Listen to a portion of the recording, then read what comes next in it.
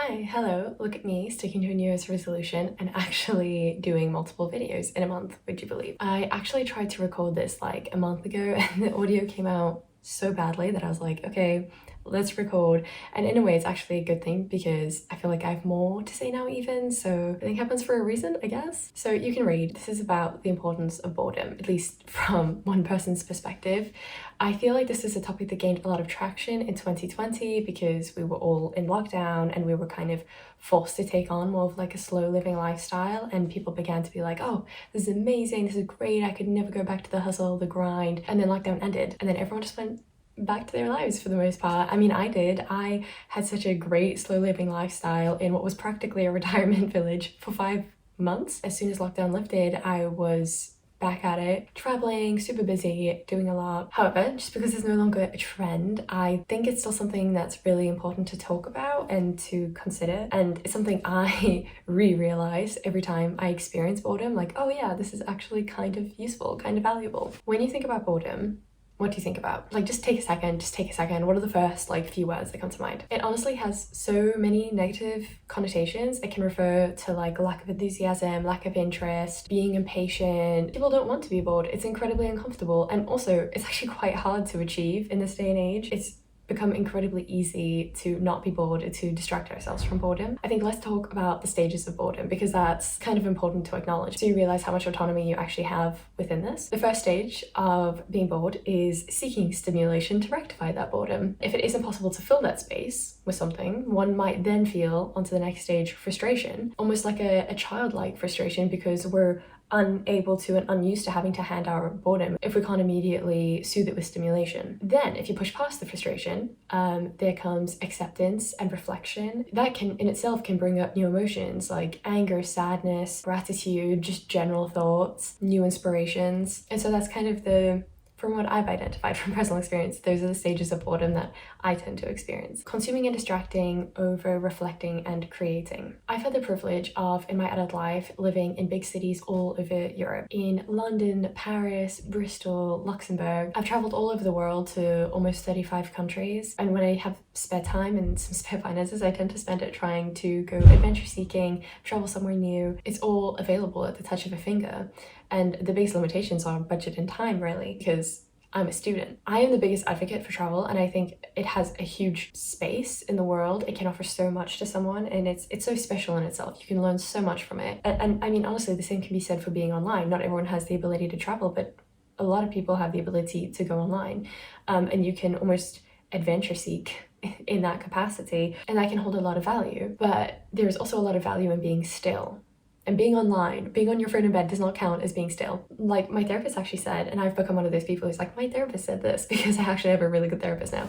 But my therapist was like, I wonder what would happen. Like you're so go, go, go. I wonder what would happen if someone just like held you by the shoulders and like forced you to sit still. And just the idea of someone doing that actually made me very uncomfortable. I was like, oh, I wouldn't like that. But in general, it did make me realize how little time I give myself to actually just think. Like even when I'm watching a show, I'm doing something on the side. I'm like cleaning the house, making food, doing admin, scrolling on Instagram. Like I found it was impossible for me to watch a movie or show and just watch it unless like my partner was there or something. If it's just me, I can't make myself just sit like that. Hi, I just want to jump in here and interrupt myself because something that's worked really well for me as well, if you also have an issue with like just sitting and watching something, is watching things in other languages, because then you have to read the subtitles to actually understand what's going on. That's been honestly life-changing for me. I'm currently watching actually my boyfriend's favorite show, so I said I'd watch it. I'm watching Fullmetal Alchemist, but because it's in Japanese with English subtitles, it's been so good for me because I just sit and watch it. Like I physically cannot do anything on the side, otherwise I completely miss what's going on and I get so confused because it's such a fast-paced show. So yeah, honestly would highly recommend. And it's also useful if you're trying to learn a language. Like I also watch a lot of stuff in French. I'll normally have French subtitles. It's a really useful way to get me to like lock in and really focus on what's happening instead of like doing a million things on the side. So yeah, if you're having issues with multitasking and just focusing, that would be That would be a key suggestion from me. And I feel like when you get to that stage, that's kind of like, you should be able to just sit and watch a show.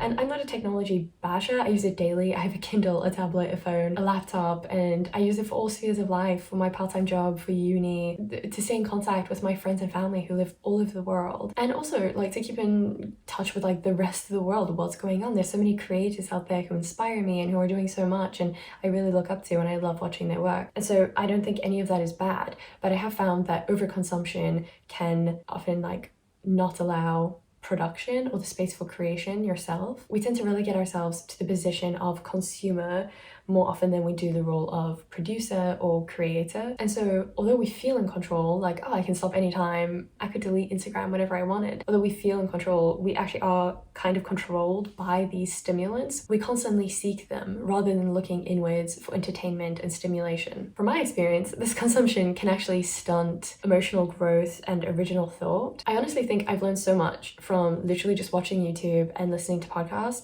about myself, about the world, about the state of affairs, about how things work. It's incredibly inspirational. I'm a huge activist, so I found it really informative to be able to listen to and have access to all of this information. So I'm not saying like spending some time on these things is a waste or it's useless, but if you don't have the space to reflect on what you're consuming and what you've learned and heard and seen, there's really only so much you can then integrate into your way of thinking if you're giving it so little time to really like seep in. Also, not taking the time to reflect on an opinion or a piece of information and just kind of accepting it blindly, that can be incredibly harmful. And I don't just mean political ideas or thoughts, but even things around diet, exercise, how our body should look, how we should be running our lives. If we are just passively consuming and not critically thinking about what we're seeing and taking the time to reflect and process and be like, how does this align with my lifestyle? How does this align with my morals and values? Is that actually accurate? They say that you should be having this amount a day. That sounds like maybe the amount a child should be intaking. Let me Google that for a second. And honestly, for the most part, it doesn't take that much effort to verify anything, but this is how misinformation spreads, is because people will say things they've heard before, but they've never verified. And then other people will hear that and pick that up and then never verify it and tell other people. And it's just a vicious cycle of misinformation. In saying that, like, not everything has to be purposeful. You don't have to listen to a YouTube video with like massive intention, but I also don't think we should consume just for the sake of consuming or just for the purpose of avoiding boredom, because we're kind of doing ourselves a disservice in this way as we're limiting ourselves from being able to think critically. Which leads me on to my next point, which is growing through boredom and the value of it. You can tap into your boredom to learn more about yourself, about your external environment. You can become more in tune with the people around you, like really take note of them. You could learn just by being bored and observing around you. You could become more aware of the character of your pets, of your family, of your flatmates, as well as yourself, like how you react in certain situations. The reason you pick up all this information, analyze it a bit further than you normally would, is because your brain is almost like at a heightened awareness level, like seeking stimulation, seeking new information. It's just how we're wired. And so if you're not filling that spot with like keeping yourself busy, keeping your body constantly busy, or being on your phone, your brain's going to then seek those stimulants elsewhere in your external environment or within. And these sorts of like reflections can be really useful. It can help with like personal development, creative inspiration. You may want to start a new hobby or a new project, or pick up that old hobby or project that you said you would finish like a million years ago, and you're like, one day I'm going to get back to it. And maybe now's the time, you know, maybe you just need to sit and let yourself be bored enough that you're willing to pick back up that project if it means that much to you. Like genuinely, it's more easily achieved when you're bored, because your mind's like really trying to fill that void, and it'll start entertaining itself, you know, at one point or another. Something I like to think about is like, remember when you were a kid and everything was a game. You could turn anything into a game. You could be outside and you would be like making potions and mud pies, and you would have banished your brother to like this faraway kingdom, and it was great. Like anything could be a toy or a game or entertainment, and that creativity is still inside you. Like it's not dead, it's just been like kind of buried under like adult life. You still have the ability to self-entertain, like that's not gone away. The only difference is now that we're adults, we don't let our minds roam as much, and we're very grounded in reality. By allowing yourself to be bored, you're kind of allowing your imagination to run wild, to entertain you. And I know we as humans are busy. I'm a very busy person. I have a very busy lifestyle. I actually am in the process of being diagnosed with ADHD, yay. But I do have 3 part-time jobs. and I was doing an internship alongside that last semester, and I have full-time uni, and I'm also on the committee Student Action for Refugees. So I keep myself very busy, and I also have a lot of hobbies on the side, and I'm trying to train to run a half marathon, and I'm doing all these things. So I have a very busy life, and I really love my life. I love all the things I'm doing, and I really appreciate it. But it's always in going home where I'm from, back to South Africa and visiting my family, that I find myself incredibly bored. And that's not a bad thing. That's not to say I don't love my family, and we're incredibly privileged where they are. They're in a small town in the north of South Africa, which is like in a hugely, it's like an hour away from Kruger National Park, so it's like a hugely diverse, beautiful natural landscape, very remote. They live on a private reserve, so it's very isolated. You're basically in the bush, in nature. I love it. Like I find it so fulfilling to be in a green space, but I do find like having limited access to civilization, to a car, like my independence is limited. And when I'm there for days or weeks on end without people to interact to beyond my immediate family, I do get bored, and that's not a bad thing. When I'm there, I find my days normally go, I'll wake up at 5:30 in the morning and go on a run. I'll shower, I'll have breakfast and read. I'll do a whole morning routine from language learning to creative writing. I'll help out around the house, do some chores. Then I'll do my own personal work, like my part-time job, which is online, and video editing. I'm doing a dissertation at the moment, so I'll work a bit on my dissertation, and then I would take the dog out for a walk at 5 p.m. every day, and she fucking loves it. It is the best time of day for her. And then I'll help with dinner, chat with the family, bed at around 9 p.m. and then start the cycle the next day. It's a lovely, slow living lifestyle, and it's honestly probably some people's dream, like to live like that forever. And yeah, I agree, it can be very enjoyable for the first few days. Like I really love it, but I do find I get bored, especially when I've taken time off work, or if I don't have videos to edit. I have a blank space and I feel almost adrift and purposeless. I very rarely have that blank space available to me. My immediate thought is like, oh well, I need to fill this. I need to get something done. I need to be productive. And it's so drilled into me, like don't waste time, huge fear of losing time and not spending it wisely, worried about regretting how I spent my time in the future, and like looking back and like, oh, what did I do? What was I doing with myself? And normally I will heed those thoughts in my everyday life. But when I was home, I was like, no, actually, I'm not going to desperately try fill this void. And instead, I spent that spare time reflecting and doing a lot of journaling and more creative writing than I normally do. And I felt myself being so much more reflective. I had the space to think about things I very rarely do, including like generational trauma, to how things function in society, down to like how I react when I'm bored. And honestly, I felt like I learned so much about myself and how I perceive life just through letting myself sit in the boredom instead of trying to fill the gap. I was like way more creative. I had the space to think of innovative ideas. Yeah, like I said, my writing had like a huge spark to it. Like I didn't have such tight time frames. I could just stare into space and think about a concept for a while and then be like, yeah, I'm gonna try write about that. And I wasn't so restricted by like 20 minutes in the morning, which is how much time I set aside to write every day. And I know like luxury is not a time that everyone has, including me. Like I said, I am doing part-time work and in uni.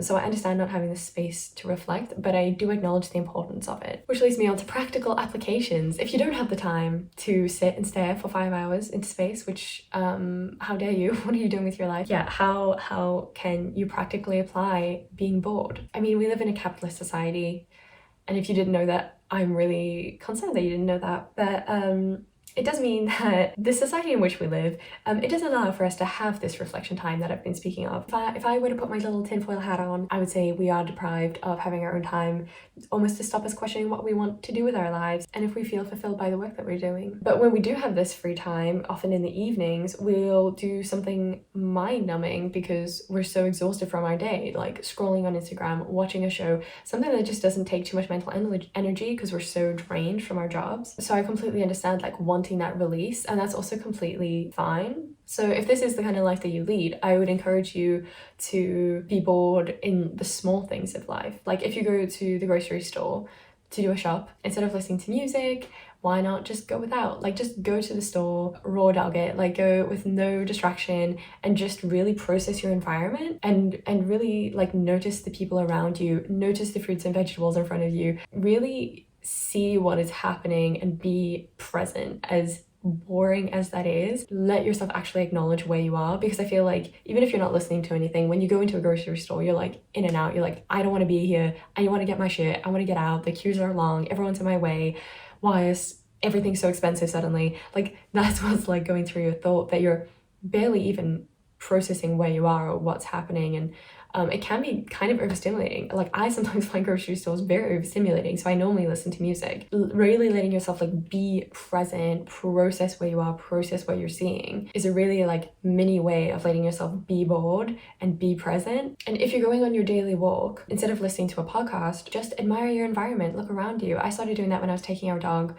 for walks every day. We would go on like hour-long walks, and I wouldn't take earphones or anything, and I wouldn't go on my phone. We would just walk together for an hour. And I know that sounds, for some people that's like, yeah, obviously I always do that, but I can tell you I really struggle to go place to place without filling that space with something. I think that's maybe a generational thing, maybe it's an ADHD thing, I don't know, but I know a lot of my friends do that too, like wanting to fill every space of time with something. So if I'm traveling from A to B, I'll be listening to voice notes from friends or a podcast or music or like something, you know, something to distract you. But when you're just walking for an hour and kind of feeling a bit bored sometimes, but just looking around, looking at the nature, hearing the birds, hearing your feet crunch on the ground, it's like incredibly grounding. And I felt like so inspired. Anytime I would go on those walks, I would feel like more creative and have all these ideas, and like as soon as I get home, like jot them all down. Another one, when I go running, I used to always listen to something, and this is something my therapist was like, maybe you should start listening to stuff when you run. And I was like, how dare you? I feel psychologically more tired when I can hear how ragged my breath is. So if I'm running up a hill and I can hear how much my lungs are struggling because I have exercise-induced asthma, I will feel more tired and I will feel like less motivated. Whereas if I blast music and I can't hear my environment, which can be dangerous depending on where you are, so don't always do that, but I would like try blast the music so I can't hear my breathing, and then I psychologically feel less tired. But in doing that, you feel like, I agree, I feel less connected to my body and not really in tune. I'm like I've separated my mind and my body from each other. Everyone kind of does that to an extent. Like we live so much in our heads that we don't really take the space to be in our bodies and process how your body feels. And so if you're doing exercise, it could be like in the gym or doing a run, doing Pilates, anything where you would normally try to distract yourself, or listen to something on the side. Like I encourage you to not do that. Like run with intention and like be with yourself in that moment. And the same with the gym, like really process what you're doing. Think about your environment, think about where you are. It's kind of boring, but that's the point. That's how you get moments of boredom into your life, to allow for you to reflect on everything. We are receiving so many pieces of information every single day, and we're not ever taking the time to process any of that or think about any of that.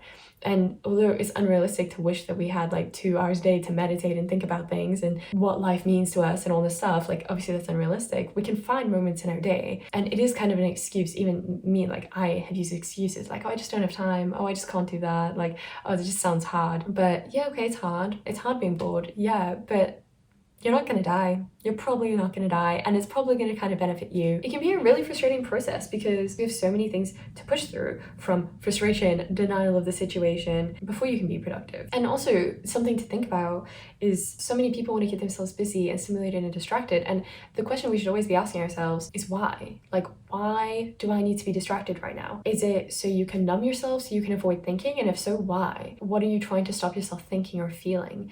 Because there could be things under that, like, oh, I feel really lonely, and you're trying to mask that, or I might not be happy with my job, with my life, with my partner, with anything. Instead of addressing that or thinking about it or allowing ourselves to think about it, it can be so painful that we'll often distract ourselves. And obviously, that's not a long-term solution. It's a plaster or band-aid, as the Americans say, at best. And although it's hard to just sit and feel emotions and feel how you're feeling, your life isn't going to change otherwise. Kind of going back to the previous point, something else my therapist said, because oh my god, I'm just that person now, you can't take it away from me, was, you know, think about how long you take to respond to your body's cues. Like if you're hungry, how long does it take you to feel hungry and then actually go eat? Or if you need to pee, how long does it take you to go to the toilet? And in my case, it was like, oh, the very last second. Like I will go pee when I am about to explode. I will go eat when I have the worst hunger headache and I'm really hangry, and not a minute before, because I'm so busy and I'm easily distracted and have all these things I want to do. And okay, fair enough, fine. But in doing these things, like, we're telling our bodies, like, you're a secondary priority, you're not that important. We kind of lose that mind-body connection. The more we tell our body that it's not a priority, the less we feel it, and the less we feel our emotions and everything going on. It could be physical pain, it could be emotional pain, or even joy, but the less we feel it and the less we realize we feel it. Like, I went for the longest of time not knowing how I felt. Like, if someone was like, right now, like, tell me exactly right now, how do you feel? I would find that really hard to answer you. I'd be like, maybe fine, I think. I don't know. Maybe deep down there's a well of sadness. I don't know. And it's just because I was so disconnected, and I still sometimes am, from how I feel, because I didn't take that time to be bored, to feel my emotions, to feel how I'm feeling, to think all the things I'm thinking and actually acknowledge them and process them and address them, to process all the things I'm watching online, to process all the adventures I'm having. Even after adventures, like, you need that downtime to process what you experienced. And I actually had that when I went to Albania, and then I came back, and the next day I went on a hike, and then the day after that I went surfing for a week in Biarritz, and then the day after that I went back to the UK for a wedding, and then I went back to uni. So there was no downtime, there was no reflection, and yeah, it sounds really fun and really exciting, and it was super fun and it was super exciting, but I never had time to, like, sit and process what I'd experienced, the ups, the downs, what I'd learned from that experience. And it made me realize, like, oh, I actually really want to travel with more purpose, with more reflection, and have time during and after to, like, really think about it. Like, what did I learn about myself? What did I learn about this place and this culture? What did I learn about the world? What did I learn about people? What did I value about this trip? What would I have changed? What does this change anything within me, or any thoughts or beliefs I had? Have I been inspired to change my lifestyle? These are all really valuable questions that I think everyone should ask themselves after any sort of life experience, like an event, a trip, anything. But do we? Like, or do we just go on a little trip and come back? And I don't think all trips have to be intentional, the same as going online doesn't always have to be intentional. It can just be fun. Like, it can just also be fun. That's so fine. But there's also so much value in intentionality. I got super carried away towards the end. The less time that you spend consuming or distracting or stimulating, the less time you have for creation, to produce something of your own, and for reflection. That's just the way the scales work time-wise in life. And I think for each of us, we need to weigh up what is the most important to us and how we want to lead our lives. Often, like, asking yourself these big questions, having these big reflections, questioning your thoughts and inner beliefs, and everything, it all starts with being bored. It all starts with just sitting there, staring into space, taking yourself to a nice little park with a notebook, and just sitting there for a few hours. And yeah, sure, for the first, like, hour, you probably have nothing to write. You're probably just like, this is boring, and my back kind of hurts because my posture is shit, and yeah, what now? And you just sit and wait for something to come up, and you may have a flash of anger for something, and you'll be like, oh, why did I have that anger? Or you'll see someone behave in a certain way, and you'll be like, oh, that annoyed me, but, like, to a really great extent. What's that about? Anything, you know, anything can be the spark for a point of reflection and just sitting and being. And genuinely, after you finish watching a video or something, even if it's a TikTok, like, sometimes we can afford to just sit back and reflect and be like, what can I take from that? Is that true? Let me verify. Because I think, yeah, like I said, that's a really big problem, is sometimes we'll just accept things without verifying them. So intentionality, boredom, very key, very important. In saying that, it doesn't mean that we can't just have fun. Like, escapism is also so lovely sometimes, and I think it also can feed your imagination, like watching a fun movie, reading a cool book, like, all of that's really amazing. And I'm not trying to take fun away from you. I think boredom and fun can kind of coexist, and they sound like opposites, right? Like, they are antonyms, boredom, fun. But I think being bored can almost lead to having fun, because we will seek entertainment and stimulation. We are so fearful of being bored because we're like, oh, boredom sucks. But it's like, trust me, you will find something fun to do that isn't going on your phone really easily, because your brain is wired that way. And so it'll keep busy with something. If it's not busy processing what's on your phone, it'll be busy doing something else, like thinking up a really fun activity you could do. So I'm gonna go. I hope this was interesting or useful, or maybe useless. If you have any thoughts on this, like, please let me know. I feel like there's so many other things that can be acknowledged within this. So if you think there's anything I missed or wanted to add on, please feel free. Thank you so much for watching. I hope you have a good night or day or week or life out there. Remember to be bored sometimes. Bye.